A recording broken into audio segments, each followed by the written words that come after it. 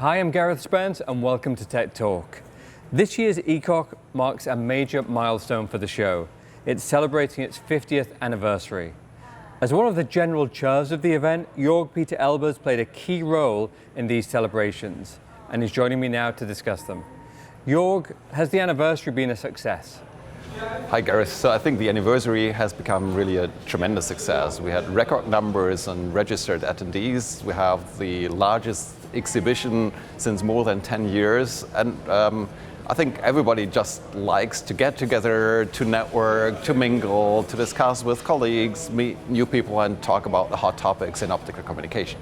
You mentioned hot topics there. What are some of those topics that have been discussed?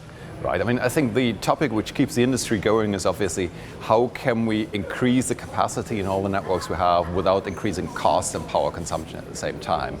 I think specifically at this ECOC there is obviously a lot of buzz behind everything which is infrastructure for AI, right?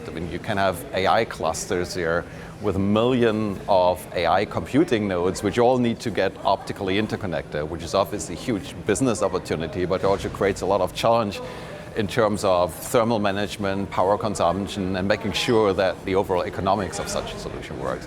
But similar questions we obviously have in other parts of the network too, right? It's what do you do in the core network? How can we increase capacity beyond what we typically do in C plus L1 systems? Should we explore more bands? Should we go into multiple fibers, space division multiplexing, multiple cores? Or is maybe, and I think that's a very hot topic too, is maybe the time ripe for a new fiber infrastructure? And we're still using the same fiber, single mode fiber of the 70s, and hollow core fiber, for instance, albeit not really yet available for mass deployment.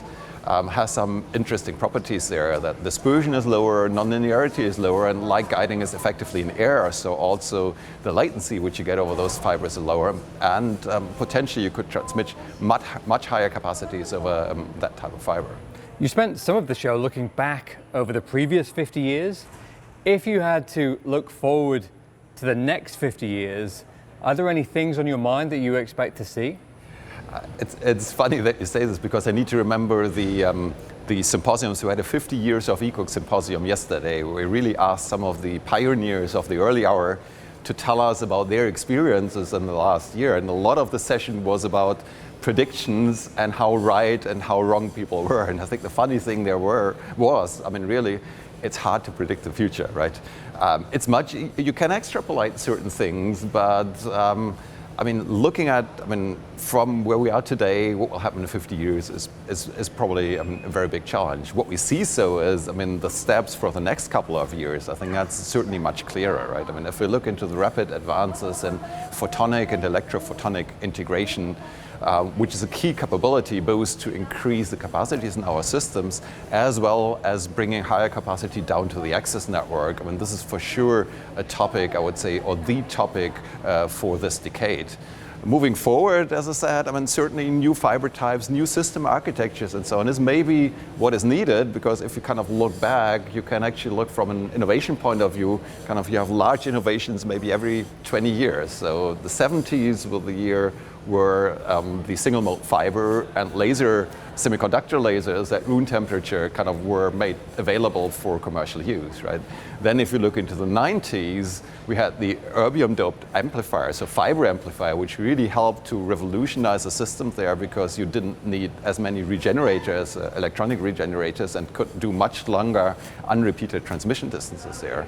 2010 was the time where coherent technology, which had actually been researched in the 80s, was commercially introduced, because the amplifier, when the amplifier was there wasn't really a need for coherent transmitters and receivers at that time, and the technology was very challenging.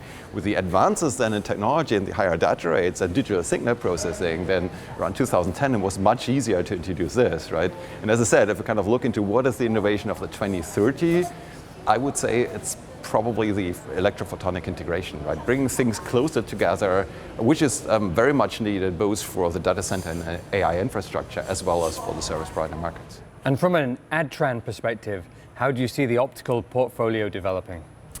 I think there are a couple of interesting trends there to look at, right? So certainly as we see the broadband rollout going on, fiber to the home with ever-increasing data rates there, we need to obviously make sure that the infrastructure behind, the edge infrastructure, can grow with this, right? And one hot topic there is certainly how can I do coherent technology, coherent transceiver technology, IP over WDM technology in that space that I'm cost effective, that I'm power effective, and that the technology is easy to use and just works, right?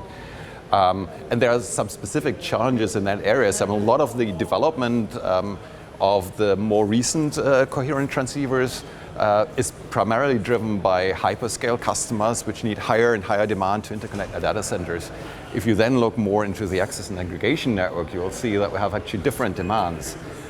We need to go into outdoor enclosures, we need to operate over industrial temperature ranges. In many cases, this equipment is very compact, and you cannot do the same kind of thermal management as you can do in a big router and switch. There are additional challenges, and certainly low power consumption is equally important as is easy operation.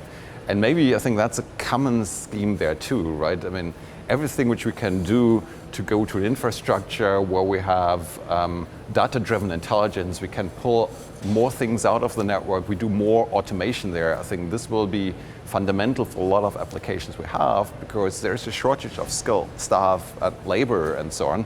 And the more we can do automatically there to help the operators, the better it is.